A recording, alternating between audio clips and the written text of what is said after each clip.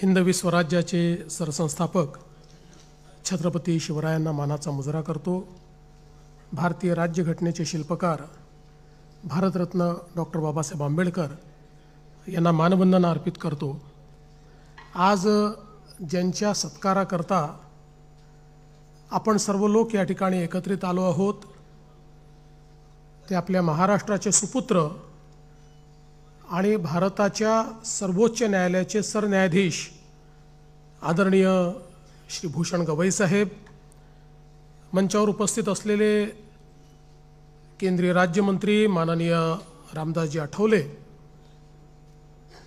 आमचे सहकारी लोकप्रिय उपमुख्यमंत्री एकनाथराव शिंदेजी, माननीय अजितदादा पवारजी, सभापती विधान परिषद रामभाऊ शिंदेजी, विधानसभेचे अध्यक्ष राहुल नार्वेकरजी, उपसभापती डॉक्टर नीलमताई गोरे, उपाध्यक्ष श्री अण्णा बनसोडे, संसदीय कार्यमंत्री चंद्रकांत दादा पाटील, विरोधी पक्षनेते अंबादासजी दानवे, गटनेते श्रीमान एकनाथरावजी खडसे, जयंतरावजी पाटील, भास्कररावजी जाधव, विजयराव वडेट्टीवार, सतेज पाटीलजी, जितेंद्रजी आव्हाड, हेमंतजी पाटील, विक्रमजी काळे, आदित्यजी ठाकरे, प्रवीणजी दरेकर, प्रसादजी लाड, उपस्थित सर्व मंत्रिमंडळातील आमचे सहकारी, दोन्ही सभागृहांचे सन्माननीय सदस्य आणि उपस्थित सर्व आमचे अधिकारी, भगिनी आणि बंधूंनो, आज खरोखर आपल्या सर्वांकरता हा अतिशय आनंदाचा क्षण आहे की आपल्या महाराष्ट्राचे सुपुत्र असलेले माननीय भूषण गवई साहेब हे भारताचे सरन्यायाधीश झाले आणि म्हणूनच आज आपल्या विधिमंडळाने हा निर्णय केला की या विधिमंडळामध्ये त्यांचा सत्कार करावा आणि त्याकरता आज ते उपस्थित आहेत। त्यामुळे केवळ विधिमंडळाच्या वतीनं नाही तर हे विधिमंडळ 13 कोटी महाराष्ट्राच्या जनतेचं प्रतिनिधी आहे। त्यामुळे त्या जनतेच्या वतीनं मी या ठिकाणी त्यांचं मनापासून स्वागत करतो आणि त्यांचे मनापासून आभार देखील मानतो। आपल्याला मला सांगितलं पाहिजे की ज्यावेळी आपण सगळ्यांनी मिळून बिझनेस ॲडवायझरी कमिटीमध्ये हा निर्णय केला की आपले भूषणजी हे सरन्यायाधीश झाले आहेत, त्यामुळे विधिमंडळात त्यांचा सत्कार केला पाहिजे आणि त्यानुसार आम्ही त्यांना विनंती केली। त्यावेळेस ते असं म्हणाले की केवळ सत्कार एवढ्यापुरतं येणं काही मला बरं वाटणार नाही, मला संवाद करायला आवडेल। आणि मग आम्ही त्यांना विनंती केली की आपण खरं म्हणजे जर भारतीय संविधानाचं 75 वर्ष पूर्ण झाल्यामुळे अमृत महोत्सव आपण साजरा करतो आहोत, आपण आम्हाला त्या संदर्भात जर मार्गदर्शन केलं तर ते अधिक संयुक्तिक होईल आणि त्यांना ते आवडलं आणि त्यांनी एका मिनिटात सांगितलं की निश्चितपणे मी या कार्यक्रमाला येईल। पण त्यांच्यातला साधेपणा एक या निमित्ताने सांगू इच्छितो की मी अध्यक्षांना विचारलं की अध्यक्ष महोदय तुम्ही जाऊन गवई साहेबांना निमंत्रित केलं की नाही। त्यावेळेस अध्यक्षाने सांगितलं की मी गवई साहेबांना निमंत्रण देण्याकरता फोन केला की मला येऊन आपल्याला निमंत्रण द्यायचं आहे। गवई साहेबांनी सांगितलं की तुमचं निमंत्रण मला मिळालं असं समजा, फॉर्मॅलिटीची आवश्यकता नाही आहे, हे माझंच घर आहे, तुम्ही सगळे माझे आहात, त्यामुळे मी त्या ठिकाणी येईन। आणि मला असं वाटतं की त्यांच्यामध्ये हा जो काही साधेपणा आहे, खरं म्हणजे आपल्यापैकी अनेकांचा संबंध हा त्यांचे वडील दादासाहेब गवई यांच्याशी आला असेल। या सभागृहाशी, विधिमंडळाशी दादासाहेब गवईंचा अतूट अशा प्रकारचा एक संबंध राहिलेला आहे। आणि दादासाहेब गवई हे प्रचंड बुद्धिमत्ता असलेले उत्तम वक्ता आणि त्यासोबत अजातशत्रू, सर्व पक्षांशी मैत्री असलेले, सर्वांशी अतिशय घरोब्याचे संबंध असलेले, पारिवारिक संबंध असलेले अशा प्रकारचे दादासाहेब होते। आणि समाजातल्या प्रत्येक व्यक्तीला दादासाहेबांपर्यंत पोचण्याची त्या ठिकाणी मुभा होती, ते सगळ्यांना उपलब्ध होते। खरं म्हणजे तोच गुण हा माननीय गवई साहेबांनी या ठिकाणी घेतला आणि आज ते सरन्यायाधीश आहेत। अनेक वेळा लोक न्यायाधीश झाले, सरन्यायाधीश झाले की एखाद्या कोशामध्ये जातात, पण गवईसाहेब कधीच कोशात गेले नाहीत, तर ते सगळ्यांना नेहमी उपलब्ध राहिले. आणि शेवटला माणूस जो त्यांच्या ओळखीचा आहे तोही कुठे दिसला तरी त्याच्याशी आपुलकीने बोलणारे गवईसाहेब हे आपल्याला नेहमी पाहायला मिळतात. आजही आपण बघितलं असेल तर इथे आल्यानंतर या सभागृहामध्ये किमान 25% लोक तर असे आहेत की ज्यांना ते पर्सनली ओळखतात, कारण त्यांनी तसे संबंध नेहमी सगळ्यांशी ठेवलेले आहेत. मला आठवतं की खरं म्हणजे अनेक वर्षापासून त्यांची सगळी कारकीर्द जवळून बघितलेली आहे. ते ज्यावेळेस सरकारी वकील होते त्यावेळी नागपूरच्या झोपडपट्ट्यांचा प्रश्न निर्माण झाला आणि उच्च न्यायालयाने नागपूरमधल्या काही त्या ठिकाणी 40-50 वर्षापासून लोक राहायचे अशा झोपडपट्ट्या त्या ठिकाणी तोडून टाकण्याचा निर्णय घेतला. आणि सगळे आम्ही चिंतेत होतो त्यावेळी काय करता येईल, सगळे आमदार सगळे लोक. आणि मग विलासराव देशमुख त्यावेळेस मुख्यमंत्री होते, 2001ची वगैरे गोष्ट असेल ही. आणि विलासरावांनी त्या संदर्भात एक बैठकीला त्या ठिकाणी सगळ्यांना पाचारण केलं. त्या ठिकाणी गवईसाहेबांना देखील बोलवलं आणि गवईसाहेबांनी तात्काळ सांगितलं की आपल्याला अशा अशा प्रकारे तोडगा काढता येईल, याकरता सर्वोच्च न्यायालयामध्ये जावं लागेल. ते स्वतः सरकारी वकील म्हणून सर्वोच्च न्यायालयात गेले. त्या ठिकाणी योग्य अशी भूमिका आपले दुसरे वकील वगैरे लावून आणि त्याच्यावर स्थगिती आणली आणि खूप मोठा जो लोकांचा प्रश्न होता तो सोडवण्याचं काम केलं. पण तेव्हापासून मी बघतोय की मानवता आणि संवेदनशीलता हा खरा त्यांच्या स्वभावातला गुण आहे. म्हणजे अनेक वेळा महाराष्ट्रामध्ये मुंबई उच्च न्यायालयामध्ये जज म्हणून काम करत असताना अडचणीच्या वेळा अशा आल्या की ज्याच्यामध्ये एकीकडे कायदा होता आणि दुसरीकडे व्यापक जनहित होतं. त्यावेळी त्या कायद्याचा अन्वयार्थ व्यापक जनहिता कसा काढता येईल, जनहिताकरता कसा काढता येईल यावर त्यांनी भर दिला.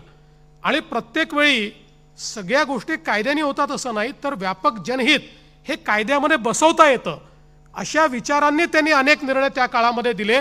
आणि त्यातनं अनेक असे प्रसंग जे कदाचित मला जाहीरपणे सांगता येणार नाहीत, सांगणं योग्य होणार नाही, पण अनेक असे प्रसंग की ज्यातनं अनेक अडचणी निर्माण झाल्या असत्या, लोकांमध्ये खूप मोठ्या प्रमाणात असंतोष निर्माण झाला असता, एक असंवेदन अशा प्रकारची भावना निर्माण झाली असती, अशा प्रसंगी त्यांनी नेहमी त्यातनं मार्ग काढायचा प्रयत्न केला.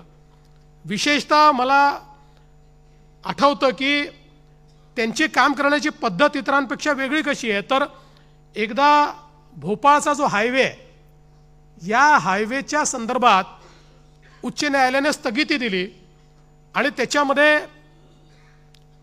जे काही फॉरेस्ट येतं त्या फॉरेस्टच्या संदर्भात काय उपाययोजना केल्या पाहिजेत, तर त्याच्यामध्ये केंद्राचं वन विभाग ज्या उपाययोजना सांगत होतं त्या उपाययोजनांची किंमत ही मूळ रस्त्याच्या दुप्पट होती. त्यामुळे जे काही आपलं नॅशनल हायवे डिपार्टमेंट आहे ते त्याला ऐकायला तयार नव्हतं. रोज मोठ्या प्रमाणात त्या ठिकाणी अपघात व्हायचे, लोक मरायचे, रोज बातम्या यायच्या. आणि मग त्या बेंचवर गवईसाहेब आले आणि गवईसाहेबांनी बघितलं की यातनं मार्ग काढणं तर गरजेचं आहे, कारण हा मार्ग निघाला नाही तर रोज मरणाऱ्यांची संख्या ही इतकी प्रचंड होती, कारण प्रचंड ट्रॅफिक त्या ठिकाणी, कुठेही त्याला विस्तारित करण्याकरता जागा नाही. आणि मग त्यांनी एक वेगळ्या पद्धतीचा निर्णय केला आणि त्यांनी सांगितलं महाराष्ट्राचे मुख्यमंत्री, केंद्राचे एन्व्हायरमेंट मिनिस्टर आणि देशाचे रस्ते विकास मंत्री म्हणजे गडकरी साहेब अशी तिघांची मीच कमिटी करतो, या कमिटीने बसायचं, 1 महिन्यामध्ये याचं सोल्युशन काढून माझ्याकडे परत यायचं. आणि मग त्या कमिटीमध्ये आम्ही बसलो, अतिशय वेगवेगळ्या प्रकारे त्यात अभ्यास केला. सगळे जे काही देशभरातले एक्सपर्ट्स आहेत ते बोलवले, आपले प्रवीण परदेशी त्या ठिकाणी होते, त्यांनी काही सोल्युशन सांगितले. असे सगळे सोल्युशन्स तयार केले की ज्या सोल्युशन्समुळे टायगर कॉरिडॉरला कुठला प्रॉब्लेम होणार नाही. आणि मग ते सगळं घेऊन आम्ही त्यांच्यासमोर गेलो आणि एक लँडमार्क जजमेंट त्यांनी त्यावेळी दिलं आणि तो सगळा जो काही मिटिगेशनचा प्लॅन आहे तो मंजूर झाला, तो रस्ता देखील पूर्ण झाला. पण त्याचा परिणाम असा झाला की वेगवेगळ्या अशा प्रकारच्या रस्त्यावर देशभरातल्या NGTsनी वेगवेगळ्या प्रकारचे स्टे देऊन ठेवले होते, त्यामुळे त्या रस्त्यांची कामं होत नव्हती. या एका निर्णयामुळे देशभरामध्ये रस्त्यांची कामं जी वन विभागामुळे अडली होती ती कशी करायची या संदर्भातला मार्ग मोकळा झाला आणि सगळे रस्ते झाले. आणि आजही आपण जर बघितलं तर ते जे काही मिटिगेशन मेजर्स केले होते, तिथे जे काही कॅमेरे लावले, त्याच्या खालून नीट जे आपले वाघ किंवा इतर वन्य प्राणी आहेत ते जाताना दिसतात आणि अतिशय यशस्वीपणे, आणि जी काही किंमत लागत होती त्याच्या 25% किमतीमध्ये हे मिटिगेशनचं काम आपण करू शकलो. त्यामुळे मुळातच आपण जर बघितलं तर एक वेगळा अप्रोच, प्रत्येक गोष्टीमध्ये आपल्याला मार्ग काढायचा आहे. म्हणजे त्यांचे बाकी जजमेंट्स तर आपण सगळे निश्चितपणे या ठिकाणी 370चं कोट करतो, किंवा आरक्षणामध्ये वंचितांना आरक्षण कसं मिळेल त्याकरता सब क्लासिफिकेशनचा विषयचा अनेक लँडमार्क जजमेंट्स आहेत.